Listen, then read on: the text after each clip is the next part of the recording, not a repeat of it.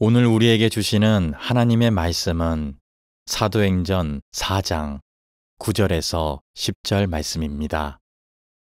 만일 병자에게 행한 착한 일에 대하여 이 사람이 어떻게 구원을 받았느냐고 오늘 우리에게 질문한다면 너희와 모든 이스라엘 백성들은 알라. 너희가 십자가에 못 박고 하나님이 죽은 자 가운데서 살리신 나사렛 예수 그리스도의 이름으로 이 사람이 건강하게 되어 너희 앞에 섰느니라. 아멘.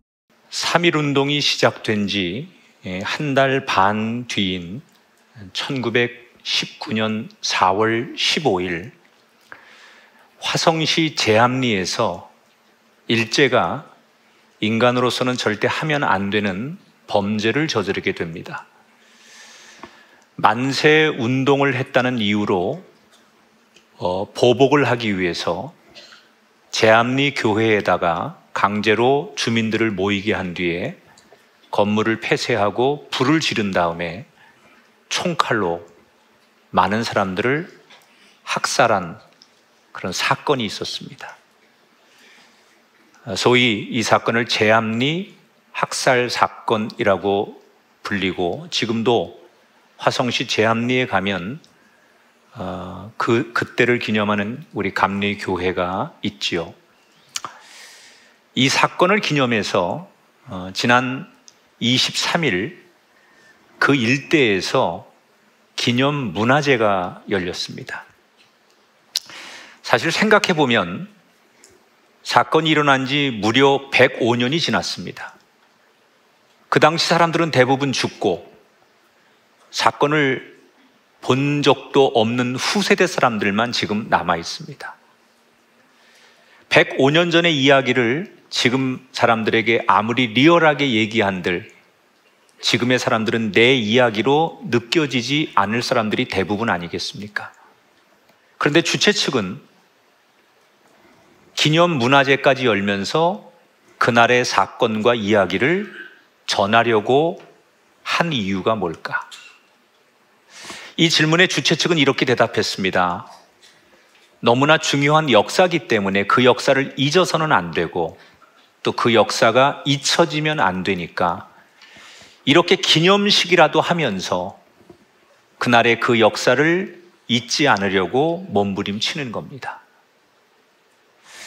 저는 그분들의 이야기를 들으면서 우리가 오늘 맞이하는 부활절도 같은 맥락이라고 생각합니다.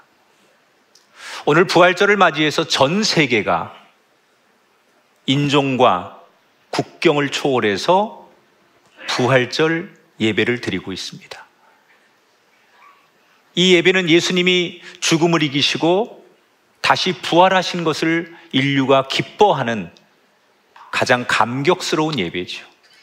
그런데 어떤 분들은 이렇게 질문합니다. 2000년 전에 일어난 사건 아닙니까? 그 옛날 이야기이기 때문에 우리는 본 적도 없고 문화도 다르고 또 살던 배경도 너무 달라서 우리에게는 그 예수님의 부활의 이야기가 아무리 사실일지라도 별 느낌이 없습니다. 그런데 왜 오늘 이 시대를 사는 우리가 그 부활절 예배를 기념해야만 되는 겁니까? 당연히 현대인들이 그런 생각할 수 있지요. 너무 오래전 일이고 그래서 진짜로 어떻게 죽은 사람이 다시 살아날 수 있어 믿을 수 없다라고 생각하는 게 일반인들의 생각일 수 있습니다. 그런데 우리들은 오늘 예수 믿는 그리스도인들은 매년 이날을 부활절 기념 예배로 드리고 있습니다. 왜? 성경이 우리에게 이렇게 부탁했어요. 예수님의 부활은 당연히 기념돼야 되고 이 사건은 기독교에 있어서 너무나 중요한 사건이기 때문에 계속해서 알려야 된다. 앞서 말씀드린 제암리 사건을 잊으면 안 되기 때문에 그렇게 후세대 사람들이 그 기념식을 통해서 계속 잊혀지지 않게 하려고 하는 것처럼 부활절도 잊으면 안 되고 너무나 중요한 사건이니까 매년마다 이 부활절 예배를 드리는 거다. 자, 그러면 이 부활절 예배를 드리고 증인이 되고 이 부활절이 이렇게 중요한 사실입니다라는 것을 이야기하는 증인이 누가 되어야 되는 걸까? 종교가 다른 사람들, 정부의 관리자들? 아니죠. 당연히 예수 믿는 저와 여러분의 몫입니다. 어쩌면 저와 여러분을 이렇게 예수 먼저 믿게 하시고 이 자리에서 예수님이 나의 구세주이심을 고백하게 하신 이유를 우리가 본질적으로 이야기하자면 너희들이 이 부활의 증인이 되라. 그래서 우리들을 먼저 하나님의 자녀로 불러주신 줄 믿습니다.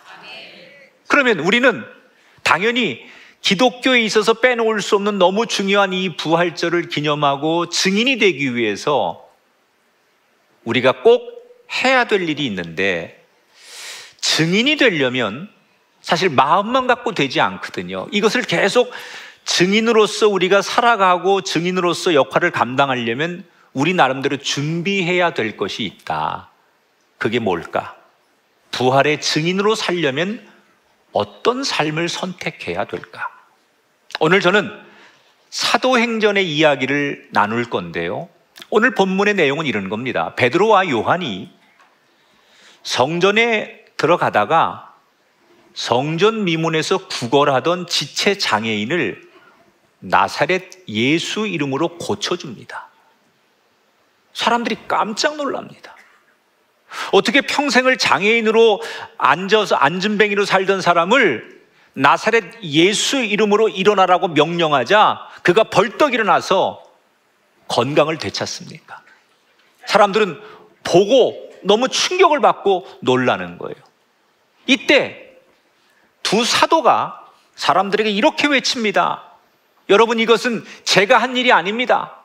베드로, 요한의 능력이 아니라 십자가에서 죽으시고 다시 살아나신 예수님이 하신 일입니다. 그리고 예수를 증언하기 시작했어요. 그 예수님이 어떤 분이고 그 예수님이 십자가에 죽으시고 다시 살아나신 이야기를 베드로와 요한은 생생하게 거기에 모여서 놀라하는 사람들에게 전하기를 시작했어요. 그때 갑자기 저쪽에서 성전을 경비하는 경비대가 쫓아오더니 이 두 사도를 긴급 체포하고 감옥에 가두어 둡니다. 엄밀히 말하면 베드로와 요한은 성전에서 난동을 부린 적도 없습니다. 그런데 왜 성전 당국은 두 사도를 체포한 걸까? 오늘 2절에 그 이유를 성경은 이렇게 설명합니다. 예수 안에 죽은 자의 부활이 있다고 백성을 가르치고 전함을 싫어하였다. 당시 유대 땅은 로마의 식민지 아래 있었고, 로마는 전 세계를 식민지화하면서 그 나라가 정권에 크게 위협이 되지 않는 한 그 나라 사람들의 종교와 그 나라 사람들의 관습을 어느 정도 양해했어요. 너희들끼리 종교 문제는 우리가 터치하지 않을 테니까 너희들끼리 우리한테 위협이 가해지지 않는 범위 내에서 알아서 해라. 그래서 유대교가 나름대로 자치적으로 운영이 되고 있었고, 그 유대인들을 대표해서 공회라고 하는 것이 형성이 돼서 적당히 로마에 협조를 하면서 그들은 유대 지역의 기득권층으로 삶을 누리고 있던 사람들이 있었어요. 그런데 어느 날 저 갈릴리에서 젊은 청년 나사렛 예수라고 하는 사람이 등장하면서부터 그 종교의 기득권을 누리던 사람들이 위협을 당하기 시작하는 거예요.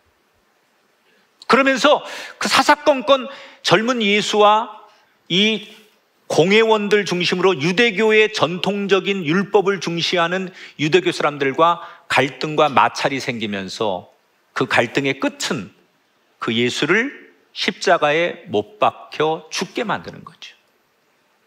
그들이 생각했을 때 저 예수만 죽이면 우리가 모든 기득권을 예전처럼 누리고 승리할 수 있다고 생각했는데, 그 예수를 십자가에 처형했는데 지금 오늘 사도행전에 뭐가 등장해요? 예수보다 더 독한 것들이 등장했어요. 아니, 예수만 없으면 될 줄 알았는데 그 예수의 제자라고 하는 사람들이 나타나가지고 그 예수님이 십자가에 죽었지만 다시 살아나셨다고 부활을 전하는데, 그 증거로 그 조금 전에 성전 리문에 앉은 지체 장애인이 벌떡 일어나는 모습 등 놀라운 기적을 경험한 사람들이 예수를 믿겠다고 막 벌떼처럼 몰려드는 거예요. 성경에 보면 베드로가 설교했을 때 5천 명이 예수 그리스도를 믿겠다고 자원했어요. 문헌에 보면 예수님 당시 예루살렘의 인구가 한 20만 명 정도 됐는데 남자 숫자만 5천 명이 예수를 믿겠다고 했으니까 보통 그 사람들이 가장이거든요. 그러면 그 가정에 들어가면 아내와 자녀들을 합치면 한 4명을 기준으로 하면 2만 명 정도가 예수를 믿는 거예요. 그러니까 20만 명 중에 10분의 1 정도가 예수 믿겠다고 그들이 선언을 하는데 그 기간이 굉장히 짧은 거예요. 그러니까 유대교 입장에서는 예수보다 더 심각한 문제를 만났기 때문에 지금 이 베드로와 요한을 그냥 둘 수가 없는 거예요. 그래서 체포를 한 거예요. 그리고 그들은 공회 이름으로 재판을 합니다. 그리고 이렇게 신문합니다. 너희는 누구의 사주를 받고 이 성전에서 허락도 없이 말씀을 전하고 죽은 예수를 팔고 있느냐? 너희들의 배후가 누구냐? 이러면서 그들을 협박하기 시작합니다.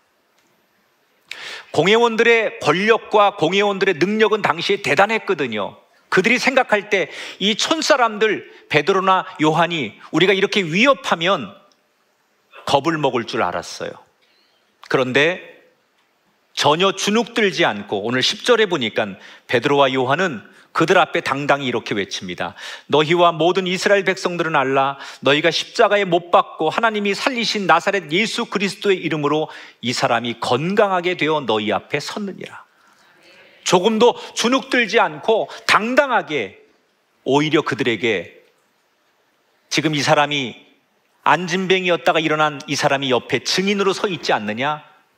이 사람이 바로 다시 살아나신 예수 그리스도의 은혜로 이렇게 된 것을 보고도 못 믿느냐? 이렇게 당당하게 맞서는 거예요. 공회원들은 이 베드로와 요한을 죽이고 싶었지만 스스로 내가 고침받았으니 내가 증인입니다 라고 와 있는 그 성전 미문에 그 사람도 옆에 서 있고, 저 바깥에는 지금 이 재판을 지켜보기 위해서 무려 수많은 군중들이 베드로와 요한을 응원하려고 모여 있는 거예요. 그러니 여기서 만약에 잘못 재판을 하면 진짜 자기 동족들에게 폭동이 일어나고 리더십에 큰 해를 입겠다고 생각한 이 공회원들은 다시 의논을 하고 이들을 어떻게 할 수 없겠다. 그러니 그냥 겁만 주고 풀어주자. 다시는 성전에서 오늘 같은 일을 하지 말라라고 경고하고 그들을 풀어줍니다. 자, 이 이야기 속에서 여러분 한번 생각해 보십시오. 그 무시무시한 공회원들 앞에서 당당하고 용감했던 이 베드로 요한의 모습은 사실은 당연할 수 없는 장면이에요. 왜 당연할 수 없는 장면이냐? 지금 그들이 재판을 받는 그 자리는 자신들에게 엄청난 트라우마를 줬던 곳이거든요. 얼마 전에 바로 그 자리에서 예수님이 밤새도록 모진 폭력을 당하고 고문을 당하고 그 자리에서 죽음을 당했던 그 자리, 거기에 자기들이 서 있는 거예요. 두 눈으로 똑똑히 보면서 너무 공포스럽고 무서웠던, 그래서 베드로는 그때 너무 겁을 먹은 나머지 예수님을 3번이나 부인했던 그 자리, 거기에 자기들이 지금 서 있는 거 아닙니까? 옛날에 저 시골 사람들이 청와대를 볼 때 느끼는 감정과 두려움 같은 것이 있었겠죠? 그것 이상으로 이 두 사람에게는 당시 사내들인 공회는 두렵고 무서워야 되는 게 맞는 거예요. 그런데 두 사람은 그 무시무시한 곳 앞에서 조금도 주눅이 들지 않는 거예요. 오히려 거침없이 예수를 전해요. 어떻게 두 사람이 그럴 수 있었을까? 오늘 20절에 그 이유를 이렇게 설명해요. 우리는 보고 들은 것을 말하지 아니할 수 없다 하니. 자, 두 가지가 중요해요. 사람이 가장 확실하게 얘기할 수 있는 건 뭐냐? 본대로, 들은 대로 얘기하면 거침이 없습니다. 가만히 그 얘기를 들어보면 보고 들은 대로 얘기하는 사람은 뭘 다른 게 필요 없어요. 내가 분명히 봤다, 내가 분명히 들었다. 그럼 그게 사실인 거예요. 여러분, 보고 들은 대로 말하기 때문에 사실을 말할 수 있기 때문에 거침없이 증언할 수 있었다는 거예요. 그런데 또 하나 그들이 중요한 게 하나가 더 있어요. 예수님이 죽으시고 부활하신 그 사이에 그들은 그 사건을 목격하고 예수님께서 부활하셨다는 이 사실에 날마다 그 사실을 잊지 않으려고 반복 훈련을 했다는 거예요. 여러분, 우리가 어떤 일의 증인이 되고 그 사건을 잊지 않으려면 제일 중요한 일이 뭐냐? 반복 훈련하는 거예요. 사람이 아무리 강력한 체험을 했어도 그것을 자기 머릿속에 반복적으로 되새기지 않으면 사람은 점점점 그 기억이 희미해지거나 왜곡되거나 아니면 기억을 잊어버립니다. 그런 의미에서 베드로와 요한은 예수님이 살아오신 그 공생애, 그리고 예수님의 죽음과 부활, 이 사건을 잊지 않으려고 매일같이 되새기는 반복 훈련을 했다는 거예요.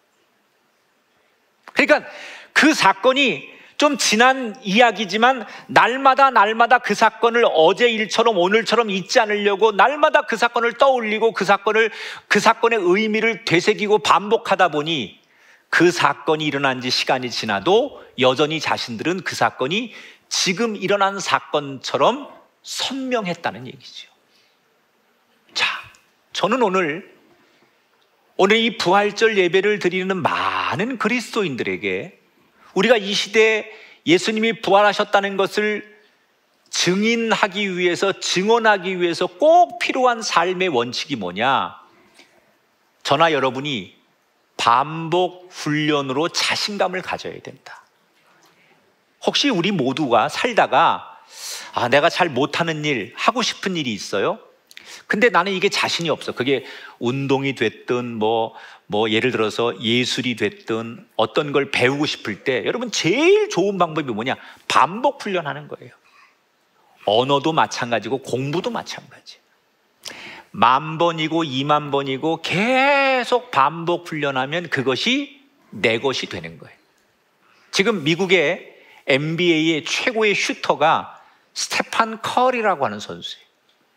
이 선수는 최고의 세계적인 슈터인데 지금도 시즌이 진행되고 있을 때는 바쁘니까 하루에 아무리 다른 걸 못해도 300번 이상의 슛을 쏘는 연습을 매일같이 한다는 거예요. 시즌 중에도.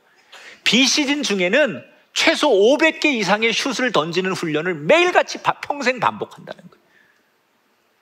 그러니까 그런 일을 평생 했기 때문에 하루도 거르지 않고 반복하니까 세계적인 슈터가 되는 거예요. 제가 아는 시골교회, 조그만 시골교회인데 교인도 얼마 안 되고 다 노인들만 있는 교회인데 교회 예배 때 반주할 분이 없는 거예요. 그래서 목사님 사모님이 나라도 반주를 해야 되겠다. 근데 피아노를 못 치셔요. 나이도 60이 넘으셨어요. 이 사모님이 나라도 반주를 해서 예배를 드려야 되겠다 생각해서 피아노를 배우는데 얼마나 힘들어요. 평생 안 해본 피아노를 갑자기 60 넘은 분이 연주한다는 게 쉬운 일입니까?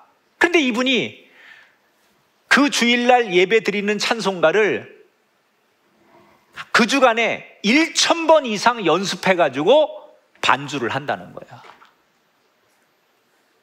무슨 얘기를 하면 좀 반응을 보이고 좀 그래도. 사람이 왜 반복 훈련을 하느냐? 이 뇌를 연구하는 학자들에 따르면 반복 훈련을 하면 그 훈련과 관련된 뇌의 영역이 확장되면서 몸이 저절로 움직인대요. 우리 모든 인간의 그 몸은 뇌의 지배를 받잖아요. 말하는 것도 뇌에서 명령하니까 말하는 거고요. 우리가 어떤 행동을 하고 하는 것도 다 뇌에서 명령하니까 되는 거예요. 그러니까 우리가 반복 훈련을 한다는 것은 이 뇌의 영역이 결국 확장되면서 몸이 저절로 움직여지게 만드는 가장 좋은 뇌를 통제하는 방법 중에 하나가 반복 훈련이라는 거예요. 미국 브라운 대학교의 연구팀은 이런 걸 연구했어요. 배운 것을 계속 반복시켜 봤더니 우리 뇌에 그것이 기억이 딱 고정되면서 배운 것을 잊어버리지 않게 하더라. 여러분, 참 우리는 지금 예수 믿기 어려운 시대예요. 나는 이렇게 교인들이 많이 나오는 게 기적인 것 같아. 아니, 세상에, 아니 어떻게 이렇게 많이 모여? 지금 저 벚꽃도 피고 뭐 축제도 많이 하는데 뭐 하려고 이렇게 교회를 많이 왔대? 참 예수 믿기 힘든 시대예요. 얼마 전 제 기사를 보니까요, 10년 내로 지금 우리가 상상할 수 없는 인공지능이 나오는데, 이미 세계 유수한 과학자들은 인공지능이 인간의 감정을 통제하고 인간의 명령을 거역할 수 있는 인공지능이 나오면서 스스로 진화하니까 인간을 지배하는 일이 생길 수 있다. 이 통제 기능이 지금 없다. 이미 전 세계에 이 위험 경고등을 보내고 있어요. 지금 핵무기보다 더 무서운 게 인공지능이 인간을 통제하기 시작하면 걷잡을 수 없다는 거예요. 한쪽에서는 지금 뭘 연구하느냐? 한 20, 30년 내로 죽음을 정복하는 의학을 지금 이 과학자들이 연구하는 거예요. 그러니까 이 뭘 말하는 거예요? 이런 이야기를 계속 들으면 사람들은 더 이상 하나님을 믿을 필요가 없는 시대를 사는 거예요. 자, 이런 시대에서 우리가 예수님이 죽으셨다가 다시 부활하셨습니다, 이런 시대에 우리가 외칠 수 있냐는 거예요. 저는 정말 제가 목회를 하면서 저도 뭐 이제 앞으로 이제 끝이 보입니다. 은퇴가 이제. 그러니까 야, 잘 됐다. 나는 진짜 앞으로 더 막 복잡한 세상에서 그 세상과 뭘 또 뭐 목회를 잘하기 위해 연구하지 않고 내 몫은 여기까지다, 이런 거를 생각하면서도 얼마나 고민하는지 몰라요. 저희 여러분 교회 오시면 이게 그냥 되는 게 아닙니다. 우리는 머리가 다 빠질 만큼 고민하고, 이 세상의 변화에 우리가 뒤처지지 않으면서도 영적 가치로 교회가 이끌어 가려고 몸부림을 칩니다. 세상이 너무너무 복잡한데 어떤 식으로든 교회가 대처를 해야 되거든요. 그런데 어떤 식으로도 우리가 이 세상과 교회가 대처를 해야 되는데 그 시작은 하나일 수밖에 없어요. 따라합시다. 반복 훈련. 우리는 매일 기도하고, 매일 찬송하고, 매일 말씀 묵상하고, 매일 예배자가 되어서 그 매일의 신앙의 루틴으로 나를 위해 죽으시고 나를 위해 부활하신 예수 그리스도를 반복 기억하는 것만이 우리가 이 험한 시대에 부활을 놓치지 않고 부활의 증인으로 살 수 있는 거예요. 저희 교회 청년 중에 하나가 어릴 때부터 우리 교회에서 신앙생활 잘했어요. 공부도 잘했어요. 안산에서 고등학교 나오고 대학을 들어가고 공기업에 취업을 했어요. 이 아이는 너무 부모한테 그 신앙교육도 잘 받고 가정교육을 잘 받아서, 그래서 저 기업에 들어가서도 자기의 가치를 잃어버리지 않으려고, 젊은 아이가 나는 좀 세상의 빛과 소금이 돼야지, 그런 마음으로 그 회사를 들어갔는데, 그 기업을 들어갔는데 한 6개월 만에 이 아이가 너무 지쳐가지고 회사를 그만두고 싶다고 기도 제목이 올라온 거예요. 부모를 통해서. 그 왜 그러냐 그랬더니 자기가 생각하는 회사가 아니라는 거예요. 공기업인데도 가봤더니 6개월 동안 매일같이 회식하는데 술, 담배, 그리고 상사들이 예수 믿는 걸 너무 핍박한다는 거예요. 다 그런 건 아니지만 유독 자기 부서의 상사 하나가 노골적으로 교회 다니는 것을 막 비판하는데 자기를 대놓고서 너 주일날 아직도 교회 나가냐? 야, 이번 주일날은 출장 가야 돼, 나와. 뭐 이번 주일은 뭐 해야 돼, 이러고 끌어낸대요. 그리고 나중에는 식사 기도하는 것까지도 하지 말라고 그런대. 그래서 이 청년이 처음에는 상사에게 양해를 구하고 예배도 몰래 나오고 그래도 신앙을 지키려고 혼자 기도하고 몸부림쳤는데 이게 한 6개월 정도 너무 핍박이 심하니까 지치는 거예요. 내가 그래도 세상에 이제 학교를 졸업하고 그런 기업에 들어가면 예수 그리스도의 향기를 드러내는 그런 사람이 돼야지, 이런 포부를 가지고 직장 생활을 시작했는데 지금은 완전히 신앙도 무너지고 내가 도대체 여기서 어떻게 살아야 될지 멘붕이 온 거야. 그래서 제가 그 청년한테 처방을 내렸어요. 2가지를 해라. 첫째, 나올 때 나오더라도 일단은 네가 그 회사에서 저놈은 없어서는 안 될 녀석이야 라는 존재감을 키워야 된다. 2번째, 지금 그 청년의 움츠려든 신앙을 당당하게 다시 일으켜 세워야 되니까 담임 목사님이 그러더라. 그러면서 아침에 30분 일찍 출근해가지고 화장실 가서 거울을 보고 거울 속에 비치는 자신을 향해서 이렇게 외쳐라. 예수님께서 내 편이시다. 예수님께서 나와 함께 하신다. 그렇게 외치고 업무 전까지 사무실에 앉아가지고 당당하게 성경을 읽든지 대놓고 큐티를 해라. 아예. 숨어서 하지 말고 그냥 보란듯이 대놓고 해라. 그래서 부모님이, 너 담임 목사님이, 김학중 목사님이 그렇게 하라고 그랬어. 얘는 어릴 때부터 나를 거의 우상처럼 생각했던 애야. 여러분만 나를 우습게 생각하지. 그러니까 이 아이가 목사님이 그랬어? 감독님이 그랬어? 알았어. 그리고 이 청년이 진짜 가가지고 거울 보고 예수님이 나와 함께 하십니다. 그리고는 보란듯이 성경을 읽고 아침마다 큐티를 하는 거야.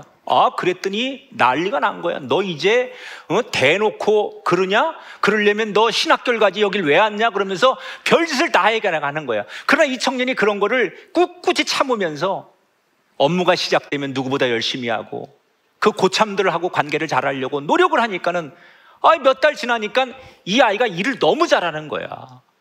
어떤 일을 맡겨도 나중에는 얘 없으면 안 돼. 그래서 결국은 이 청년을 통해서 자기 부서의 반 이상이 전도가 되고 지금은 저 세종시를 내려가 있어요. 그런데 지금도 들려오는 거야.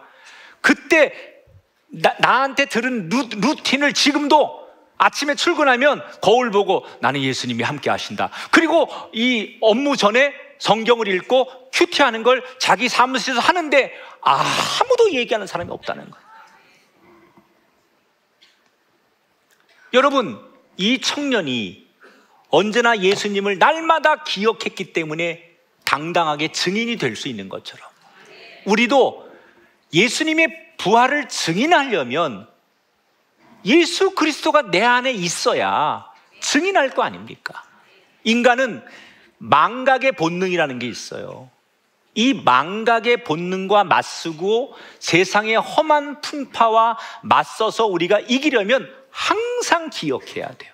그래서 여러분처럼 이렇게 진짜 기분 좋으면 오늘은 교회 가고 오늘 컨디션 안 좋으면 교회 안 오고 오늘은 황사가 많이 꼈으니까 교회 가지 말자, 이렇게 해서 여러분 100년을 예수 믿어도 여러분 부활의 증인 못 됩니다. 날마다 매주마다 이곳에 오셔서 예배하고 예수 그리스도가 나의 구주이심을 또 기억하고 또 고백할 때 여러분은 부활의 증인이 될 줄 믿습니다. 따라합시다. 복음의 반복 훈련을 시작합시다.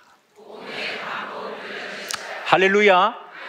부활의 증인이 된다는 것은 그냥 되는 게 아니에요. 내가 그만큼 피나는 노력을 해야 그 복음이 내 복음이 되고 그 부활이 내 부활이 되는 거예요.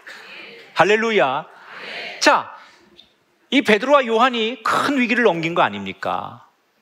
결국은 그 무시무시한 기득권인 공회와의 싸움에서 베드로, 요한이 이긴 거예요. 그러면 보통 사람들은 이렇게 큰 일을 한번 겪고 나면 어깨에 힘이 딱 들어가고, 야, 내가 이번에 가가지고 공회원 애들하고 맞짱 떠가지고 완전히 걔들 박살내고 왔잖아. 야, 들어봐. 야, 니들 들어봐. 내가 가가지고 조금도 내가 기 안 죽고 눈 똑바로 뜨고, 야, 그래가지고 내가 결국 이렇게 했어.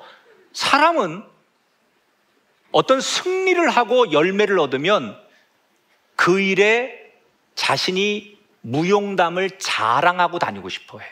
모든 사람은 다 그래요. 그런데 오늘 사도들과 예루살렘 교회는 달랐어요. 33절을 보면 이렇게 써 있어요. 사도들이 큰 권능으로 주 예수의 부활을 증언하였다. 아, 우리가 하면 안 되는 게 없어. 이렇게 자기들의 힘을 자랑하지 않고 여전히 그들은 그런 어려운 일을 겪고 나서도 예수의 부활을 증언하는 일에 힘썼다는 거예요. 자, 그러면서 오늘 뒤에 나오는 32절 이후의 내용은 뭐냐? 그 사도들이 목회하는 예루살렘 교회 성도들이 어떻게 신앙생활 하는지를 소개하는데 보세요.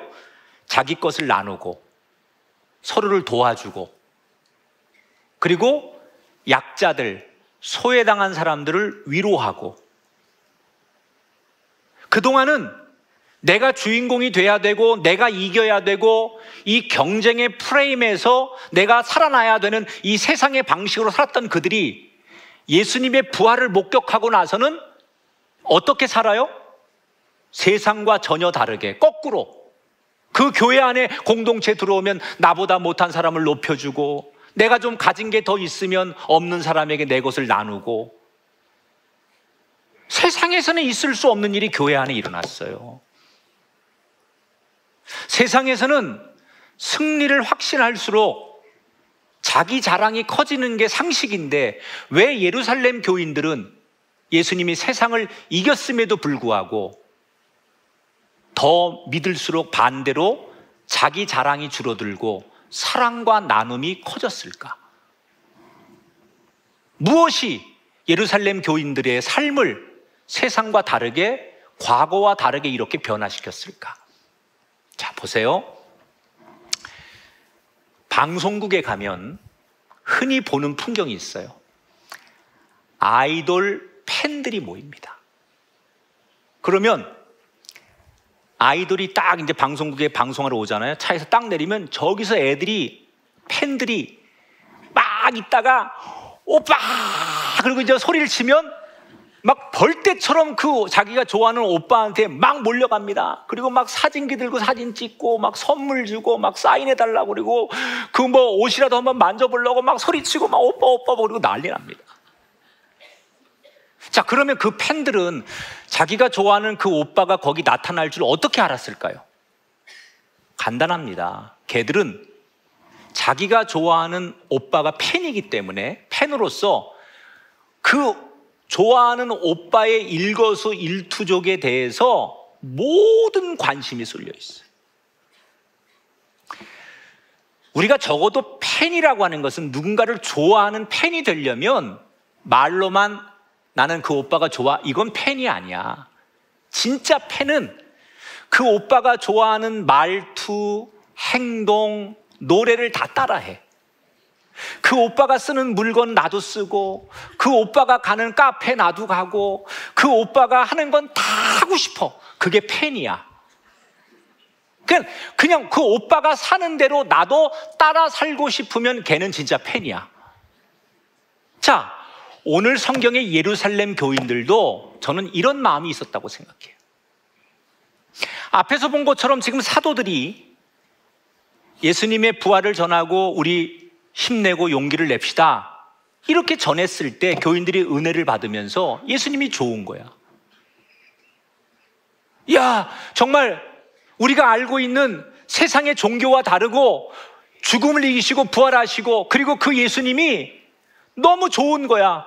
그러니까 이 예루살렘 교인들이 그 예수님이 너무 좋으니까 마치 오빠 부대처럼 예수님이 자신들에게 팬이 된 거예요. 이때부터 진짜 예수님이 너무 좋으니까 예수님이 진짜 팬이 되니까 예수님이 하는 모든 걸 다 따라하기 시작하는 거예요. 그동안 예수님은 세상에서 경쟁에서 이기려고 안 하시고 예수님은 남들처럼 군림하려고 하지 않고 인정받으려고 하지 않고 오히려 약자와 가난한 자를 위해서 그들의 대변자가 되시고 그들의 친구가 되시고 자기 것을 다 내어주시는 그 예수님의 삶을 알고 있는 예루살렘 교인들은 예수님이 좋아지기 시작하니까, 예수님이 너무너무 좋으니까 그 예수님이 하는 말투, 예수님이 가지고 있는 생각, 예수님이 하셨던 행동, 이 모든 것 하나하나를 따라하고 싶은 거예요. 세상에서는 더 가지려고 하고 이기려고 하고 안 뺏기려고 하는데 예수님은 거꾸로 사셨잖아요. 그 예수님이 너무 좋은 거야. 그래서 예루살렘 교인들은 그때부터 예수님 하셨던 행동을, 예수님이 살았던 삶을 따라하기 시작한 거예요. 여러분, 예수 믿는다는 건 뭘까요? 우리가 이 험한 시대에 예수님의 증인으로 산다는 건 뭘까요? 저는 오늘 이 설교 안에 답이 있다고 생각해요. 우리가 어떻게 해야 예수님의 증인이 될까요? 예수님을 잘 믿는 거예요. 그거 말로만 말고 진짜 팬이 되는 거야. 여러분, 저나 여러분이 진짜 야, 저거 완전히 저거 예수 팬이네 쟤. 저 김학중이 저거 완전히 예수 팬이 됐네 저거. 그렇게 믿어야 돼요.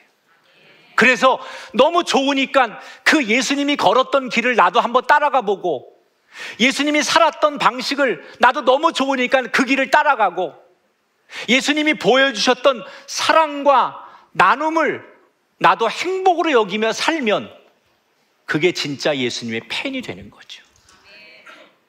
세상에서는 이 무한 경쟁에서 1등이 돼야 하고 손해보면 안 되고 그것이 잘 사는 길이라고 가르치지만, 경쟁보다는 1등보다는 더 멋지게 사는 방법이 있다는 것을 가르쳐 주신 예수님의 가르침을 따라가는 것, 그게 부활의 증인이 되는 길인 줄 믿습니다. 물론 제가 이렇게 설교한다고 해서 여러분이 현실 속에 들어가면 그게 쉬운 게 아니라는 걸 저도 알아요. 우리가 사는 세상은 살벌합니다. 교회 문 밖에만 나가면 우리는 우리의 자녀들이 입시 경쟁, 취업 경쟁, 지지율 경쟁, 매 순간 우리는 누구와 경쟁에 매몰돼 살아가는 세상을 살아요. 그뿐이 아니에요. 우리가 사는 세상은요, 자기들의 방식과 다르게 사는 사람들을 용납하지 않아요. 박해합니다. 인류 역사상 기독교를 개독교라고 말하는 시대는 지금밖에 없어요.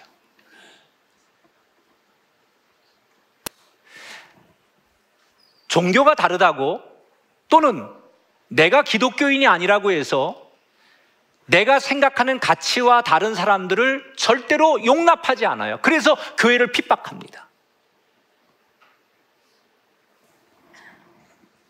여러분, 인류 역사상 로마가 기독교를 핍박하고 히틀러가 기독교를 핍박한 것 이외에 현대사회에 와서 공산주의가 아니고 기독교를 핍박하는 나라가 있습니까?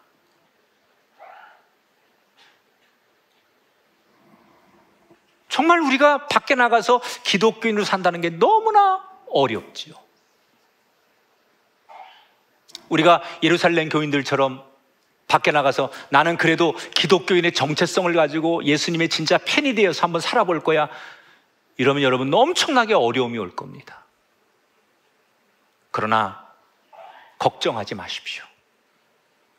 여러분을 예수님의 증인으로 불러주신 주님께서 저와 여러분에게 필요한 능력도 주실 것이고, 매 순간 우리가 처한 상황에서 성령님이 우리를 도와주실 줄 믿습니다. 우리는 그 예수님을 신뢰하며 예수님처럼 살기 위해 발버둥 치셔야 합니다. 그러면 결국 죽음을 이기시고 승리하신 예수님처럼 저와 여러분도 이 험난한 세상에서 최후의 승리자가 될 줄 믿습니다. 이제 오늘 이 부활절 예배를 마치시고 여러분은 여러분의 가정과 여러분의 삶의 자리, 일터로 돌아가십시오. 그리고 그곳에서 예수님이 하셨던 것처럼 더욱더 사랑하십시오. 앞에서 언급했던 이 청년처럼 사랑의 마음으로 더 뜨겁게 섬기고 뜨겁게 열심히 일하십시오. 여러분이 비추는 작은 빛이 어두운 세상을 밝힐 것입니다. 저는 세상이 아무리 암흑같이 어두워도 예수 믿는, 부활을 믿는 단 한 사람이 그 지륵 같은 어두움의 작은 빛이 되면 세상은 그 빛을 보고 따라오게 될 줄 믿습니다. 어둠이 깜깜할수록 빛은 더 효과를 발휘하는 거예요. 예수 믿기 너무 어렵지만, 세상이 온통 흑암처럼 영적으로 어둡지만 그 가운데 복음의 빛을 들고 그 어둠에서 그 빛을 발하면 깜깜하기 때문에 그 빛은 더 선명하는 거예요. 우리는 작고 세상은 거대합니다. 그러나 결국 그 세상을 예수님이 이기셨습니다. 그 예수님이 나와 함께 하시고 여러분을 이곳에 불러주신 줄 믿습니다. 그러므로 우리는 부활하신 예수님을 증언하면 됩니다. 여러분, 나가서 증언하십시오. 그러려면 우리는 예수님의 사랑을 반복 훈련하셔야 돼요. 복음을 반복 훈련하셔야 하고, 기도를 반복하셔야 하고, 여러분 예배를 반복하셔야 돼요. 그리고 예수님의 은혜를 곳곳에 새기십시오. 제가 바라는 건 진짜 팬이 나오길 바랍니다. 멀리서 그냥 좋아, 저 조용필라 좋아했어, 이 정도가 아니라 난 예수님 없인 못 살아, 난 진짜 예수님이 내 인생의 전부야, 이런 진짜 팬이 되셔서 예수님처럼 사랑과 나눔을 실천하는 우리 성도들과 이 땅의 교회가 되기를 주님의 이름으로 축원합니다.